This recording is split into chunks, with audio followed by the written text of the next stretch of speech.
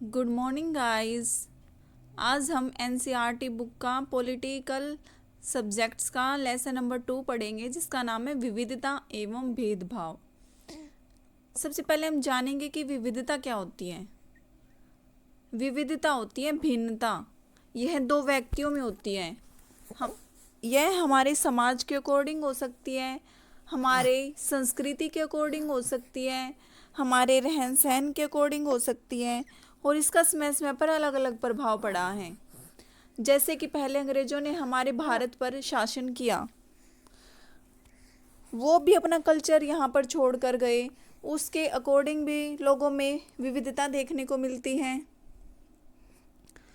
चाहे वो सामाजिक तौर पर हो, भौतिक तौर पर हो और कल्चरल तौर पर हो। यह विविधता कहलाती है। लोगों में, समाज के लोगों में जो अलग अलग तरह की भिन्नताएं पाई जाती हैं, वो हमारी विविधता में ऐड होती है। अब हम पढ़ेंगे भेदभाव क्या होता है। भेदभाव भेदभाव लोगों में जाति के अकॉर्डिंग, अस्पृश्यता के अकॉर्डिंग देखने को मिलता है। जैसे कि उच्च जाति के लोगों का निम्न जाति के लोगों से घृणा करना, यह हमारे भेदभाव का सबसे अच्छा उदाहरण है। चलिए अब हम लेसन के बारे में पढ़ेंगे बहुत ही इंटरेस्टिंग वे में। चलो हम इस चैप्टर को स्टार्ट करेंगे। मैंने इस पूरे चैप्टर में हाइलाइटर का यूज़ किया है, ताकि हम पूरे चैप्टर को ना पढ़कर उसकी मेन बातों को आपको बताएं, और जिससे आपको लेसन बोरिंग ना लगकर कम टाइम में पूरे लेसन की समरी आपको समझ में आ जाए। हम क्या हैं और हम कैसे हैं, यह कई चीज़ों पर निर्भर करता है। हम कैसे रहते हैं, कौन सी भाषाएं बोलते हैं, हम क्या खाते हैं, क्या पहनते हैं, कौन से खेल खेलते हैं और कौन से हम उत्सव मनाते हैं। इन सब पर हमारे रहने की जगह के भूगोल और उसके इतिहास का काफ़ी असर पड़ता है। भारत कितनी विविधताओं वाला देश है। संसार में 8 मुख्य धर्म माने जाते हैं। भारत में उन 8 धर्मों के अनुयायी यानी मानने वाले रहते हैं। यहाँ 16 से ज़्यादा भाषाएं बोली जाती हैं। पहले यह 16 से ज़्यादा भाषाएं बोली जाती हैं। अब वर्तमान में हमारे भारतवर्ष में 22 भाषाएं बोली जाती हैं, जो कि हमारी संविधान की 8वीं अनुसूची में शामिल हैं। यहाँ पर 100 से भी ज़्यादा तरह के नृत्य किए जाते हैं। कभी कभी जब हम ऐसे लोगों से मिलते हैं जो हमसे काफ़ी भिन्न होते हैं, तो हमें बहुत अजीब और अपरिचित लग सकते हैं। कई बार हम समझ ही नहीं पाते या जान ही नहीं पाते कि वे हमसे अलग क्यों हैं। यही तो डाइवर्सिटी है, यही तो हमारी विविधता है। अब एक वर्ड आता है पूर्वाग्रह। पूर्वाग्रह वह होता है कि पूर्व, पहले से ही आग्रह। किसी भी व्यक्ति के बारे में, किसी भी वस्तु के बारे में हम जो पहले से आग्रह बना लेते हैं, जो हम धारणा बना लेते हैं, वो होता है पूर्वाग्रह।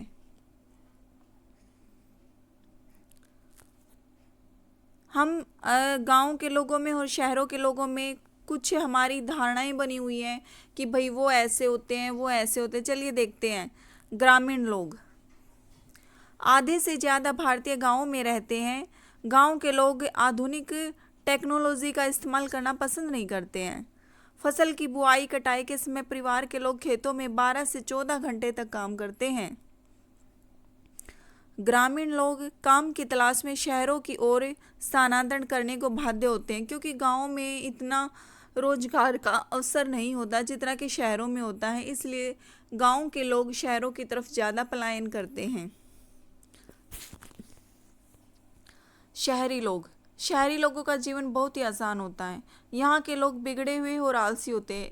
इस लाइन से ये स्पष्ट होता है कि ये हमारा पूर्वाग्रह है। सभी व्यक्ति तो एक जैसे होते नहीं हैं।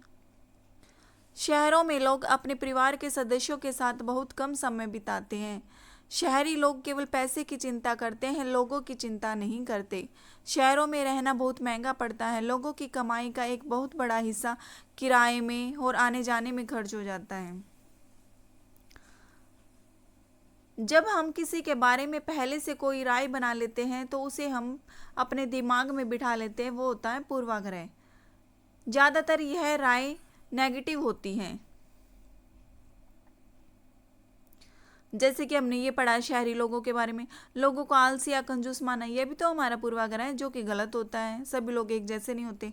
उदाहरण के लिए अगर हम सोचें कि अंग्रेजी सबसे अच्छी भाषा है और दूसरी भाषाएं इतनी इम्पोर्टेंट नहीं है, तो हम उन भाषाओं को नकारात्मक रूप से देखेंगे।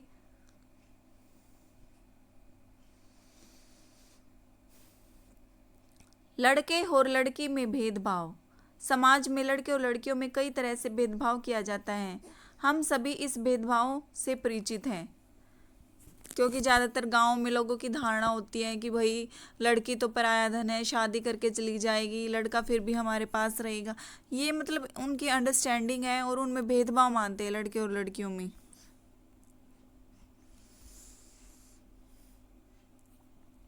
ये हमें 3 तरह के चित्र दिखाए गए हैं। ऊपर के चित्रों में जो बच्चे हैं उन्हें पहले विकलांग कहा जाता था।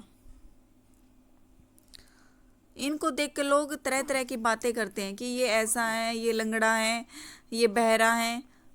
फिर दूसरे चित्र में है कि तुम दूसरों से कितनी अलग दिखती हो। बाकी लोग मानते हैं कि भाई ये कैसे हैं।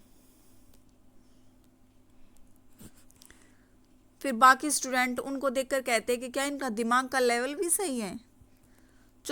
तो चलिए देखते हैं। पहले इनको विकलांग कहा जाता था। इस शब्द को बदलकर आज उनके लिए जो शब्द प्रयोग किया जाता है उसे कहते हैं खास जरूरतों वाले बच्चे।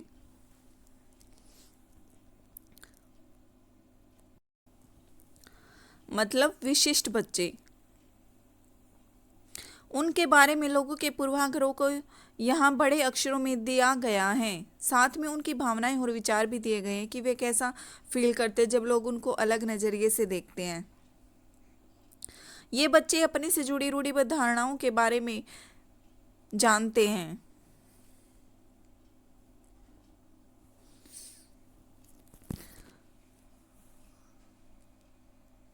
अगर हम इस कथन को लें कि वे रोते नहीं हैं, ज़्यादातर आमतौर पर समाज में देखा जाता है यह शब्द पुरुषों के साथ जोड़ा जाता है। बचपन में जब लड़कों को गिरकर चोट लग जाती है तो माता पिता और परिवार के अन्य सदस्य यह कहकर चुप कराते कि रो मत, तुम लड़के हो। लड़के बहादुर होते हैं, रोते नहीं हैं। जैसे जैसे बच्चे बड़े होते हैं यह विश्वास करने लगते हैं कि लड़के रोते नहीं हैं।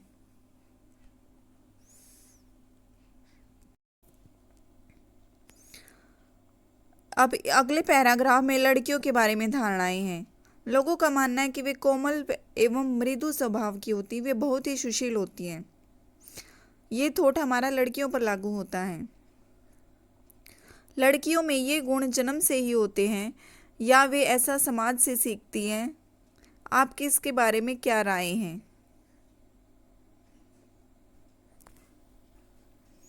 रूढ़िबद्ध धारणाएं बनाना। जब हम सभी लोगों को एक ही छवि में बांध देते हैं या उनके बारे में पक्की धारणा बना लेते हैं तो उसे रूढ़िबद्ध धारणा कहते हैं। कई बार हम किसी खास देश, धर्म, लिंग के होने पर किसी को कंजूस, अपराधी या बेवकूफ़ ठहराते हैं। उनके बारे में ऐसी धारणा बना लेते हैं जो कि बिल्कुल गलत है। रूढ़िबद्ध धारणाएं बड़ी संख्या में लोगों को एक ही प्रकार के खांचे में जड़ देती हैं। जैसे कि माना जाता है कि हवाई जहाज उड़ाने का काम लड़कियां नहीं करती। इन धारणाओं का असर हम सब पर पड़ता है। कई बार ये धारणाएं हमें यह काम करने से रोक देती, चाहे लड़कियों में वो काबिलियत हो। कुछ मुसलमानों के बारे में यह आम रूढ़िबद्ध धारणाएं होती हैं कि वे लड़कियों को पढ़ाने में रुचि नहीं लेते, स्कूल नहीं भेजते। मुसलमानों की गरीबी इसका बहुत ही मेन कारण है। गरीबी की वजह से ही वे लड़कियों को स्कूल नहीं भेज पाते या स्कूल से जल्दी निकाल लेते हैं। जहाँ पर भी गरीबों तक शिक्षा पहुँचाने के प्रयास किए गए वहाँ मुस्लिम समुदाय के लोगों ने अपनी लड़कियों को स्कूल भेजने में रुचि दिखाई। उदाहरण के तौर पर केरल में स्कूल पराये घर के पास है। सरकारी बस की सुविधा अच्छी है जिससे ग्रामीण क्षेत्रों में स्कूल शिक्षकों को स्कूल पहुंचने में मदद मिलती है और 60% से ज़्यादा महिला शिक्षक हैं। अब हम देखेंगे असमानता एवं भेदभाव। भेदभाव तब होता है जब लोग पूर्वाग्रहों या रूढ़िबद्ध धारणाओं के आधार पर व्यवहार करते हैं। अगर आप लोगों को नीचा दिखाने के लिए कुछ करते हैं, उन गतिविधियों में भाग लेने से उन्हें रोकते हैं, खास नौकरी करने से रोकते हैं, मोहल्ले में रहने से रोकते हैं, एक ही कुएं या हैंडपंप से पानी नहीं लेने देते, दूसरों द्वारा इस्तेमाल किए जा रहे कप या गिलास में चाय नहीं पीने देते, तो इसका मतलब है कि आप उनके साथ भेदभाव कर रहे हैं। यह होता है भेदभाव। भेदभाव कई कारणों से हो सकता है। आप याद करें कि पिछले पाठ में हमने पढ़ा था कि समीर नाम के दो व्यक्ति हैं जो दोनों एक दूसरे से बिल्कुल भिन्न भिन्न थे। उदाहरण के लिए उनका धर्म अलग था। वह उनके विविधता का एक पहलू है।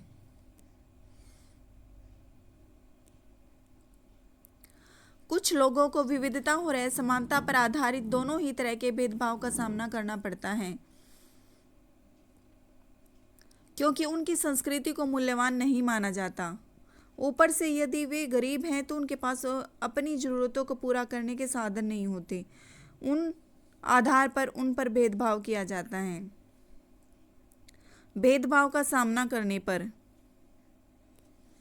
अपनी आजीविका चलाने के लिए लोग अलग अलग तरह के काम करते हैं, जैसे पढ़ाना, बर्तन बनाना, मछली पकड़ना, बढ़ईगिरी, खेती एवं बुनाई इत्यादि।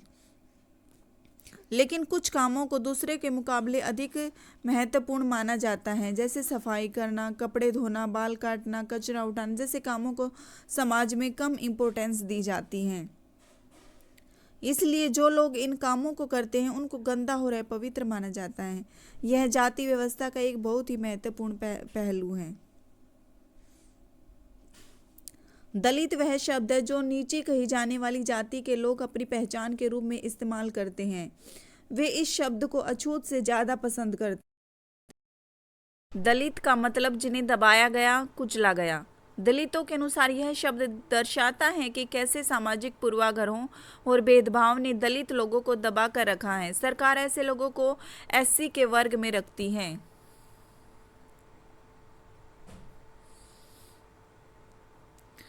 जिनको सीढ़ी के तलों में रखा गया उनको अछूत और अयोग्य कहा गया। जाति प्रथा के नियम एकदम निश्चित थे। अछूतों को दिए गए काम के अलावा और कोई काम करने की इजाज़त नहीं थी। उदाहरण के लिए कुछ समूहों को तो सिर्फ कचरा उठाने और मरे हुए जानवरों को गांव से हटाने की इजाज़त थी। उन्हें ऊंची जाति के लोगों के घर में घुसने और गांव में कुएं से पानी लाने और यहाँ तक कि मंदिर में भी घुसने की इजाज़त नहीं थी। उनके बच्चे दूसरी जाति के बच्चों के साथ स्कूल में बैठ नहीं सकते थे। इस तरह ऊंची जाति के लोगों को जो अधिकार हासिल था उससे उन्होंने तथाकथित अछूतों को वंचित रखा। कैसे जाति के तहत बहुत बड़ी संख्या में लोग भेदभाव के शिकार हुए। भारत के एक बहुत बड़े महान नेता डॉक्टर भीमराव अंबेडकर ने जाति व्यवस्था पर आधारित भेदभाव के अपने अनुभवों के बारे में लिखा है कि यह अनुभव उनको 1901 में हुआ, जब वे 9 साल के थे। वे महाराष्ट्र में कोरेगांव में अपने भाइयों के साथ पिता से मिलने गए थे। उन्हें कोरेगांव जाना था और हम पिताजी या उनके नौकर के आने का इंतजार कर रहे थे, लेकिन दोनों में से कोई भी नहीं पहुंच पाया। हमें पता नहीं था कि कोरेगांव कैसे पहुंचते हैं। हमने बहुत अच्छे कपड़े पहन रखे थे। हमारे कपड़ों और बोली से कोई भी अंदाजा नहीं लगा सकता था कि हम अछूतों के बच्चे थे। निश्चय ही स्टेशन मास्टर को यह लगा कि हम ब्राह्मण के बच्चे हैं और वे हमारी मुश्किल को देखकर बड़े परेशान हुए, जैसा कि हम हिंदुओं में होता है। स्टेशन मास्टर ने हमसे पूछा हम कौन हैं। बिना एक पल भी सोचे मेरे मुंह से निकल गया कि हम महार जाति से हैं। बम्बई प्रांत में महार समुदाय को अछूत माना जाता था। उनको एकदम से धक्का लगा, वे बोचक के रह गए। उनके चेहरे पर अचानक परिवर्तन हुआ। मास्टर को जो जवाब दिया गया है वह हम महार हैं, उसका पता सबको चल गया था। कोई भी गाड़ीवान अछूत वर्ग की सवारी को ले जाकर अपने आप को गंदा और नीचा नहीं बनाना चाहता था, ना ही कोई उन्हें गाड़ी में बैठाना चाहता था। हम दुगना किराया देने को तैयार थे, पर हमें एहसास हुआ कि बात पैसे से नहीं बन सकती थी। स्टेशन मास्टर जो हमारे लिए गाड़ीवानों से मोल तोल कर रहे थे, चुपचाप खड़े हो गए। समझ नहीं आ रहा था कि ये हमारे साथ क्या हो रहा है। लोगों को एक जगह से दूसरी जगह जाने ना दिया जाए, यह कितना अपमानजनक और दुखदाई होगा। कैसे गाड़ी से एक से दूसरी जगह जाने के साधारण काम की सुविधा भी इन बच्चों के पास नहीं थी, जबकि वे पैसा दे सकते थे। स्टेशन के सभी गाड़ी वालों ने बच्चों को ले जाने से मना कर दिया।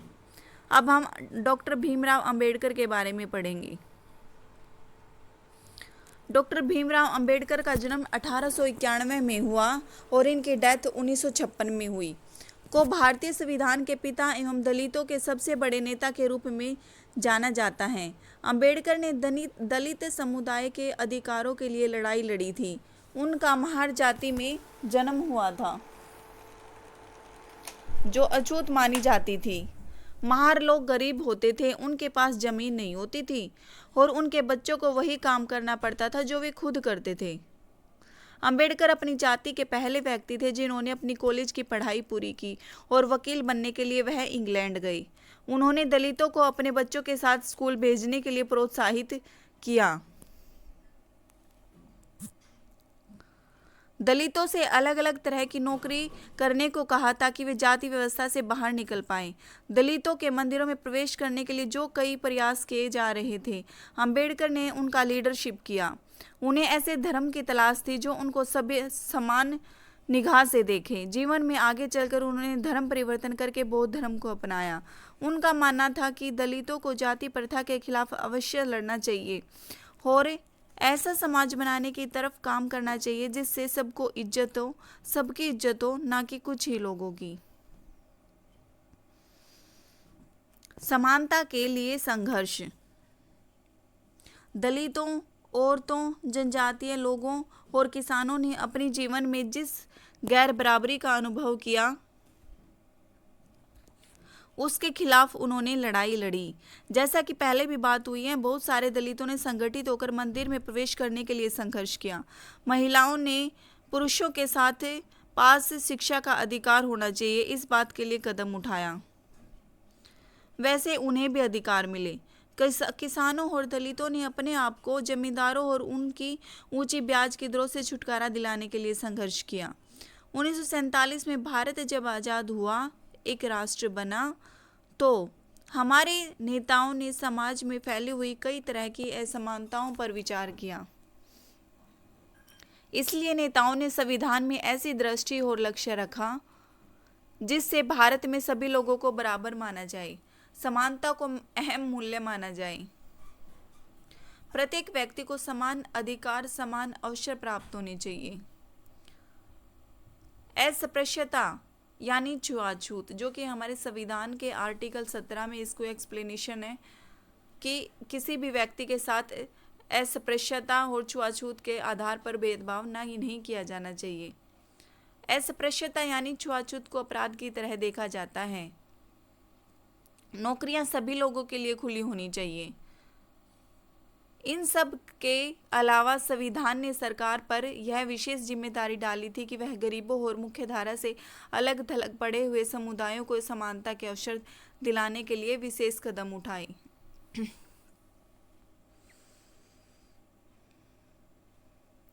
ये जो आपको पिक्चर दिखाई दे रही है, इसमें जितने भी व्यक्ति बैठे हैं वे हमारे संविधान निर्माता डॉक्टर भीमराव अंबेडकर के साथ जो भी बैठे हैं वो उस कमेटी के सदस्य हैं जिन्होंने अंबेडकर जी की हेल्प की थी। भारत का संविधान लिखने वाली समिति के कुछ सदस्य, पहले ये 9 थे, बाद में ये 11 हो गए थे। लोगों को अपने धर्म का पालन करने, अपनी भाषा बोलने, अपने त्यौहार मनाने, अपने आप को खुले रूप से अभिव्यक्त करने की आज़ादी होनी चाहिए। उन्होंने कहा कि कोई एक भाषा, धर्म या त्यौहार सबके लिए अनिवार्य नहीं बनना चाहिए। सरकार सभी धर्मों को बराबर माने। भारत एक धर्मनिरपेक्ष देश है जहाँ लोग बिना भेदभाव के अपने धर्म का पालन करते हैं। भारतीयों के लिए समानता का मूल्य वास्तविक जीवन का हिस्सा बने, सच्चाई बने। इसके लिए लोगों के संघर्ष, उनके आंदोलन और सरकार द्वारा उठाए जाने वाले कदम बहुत ही जरूरी है।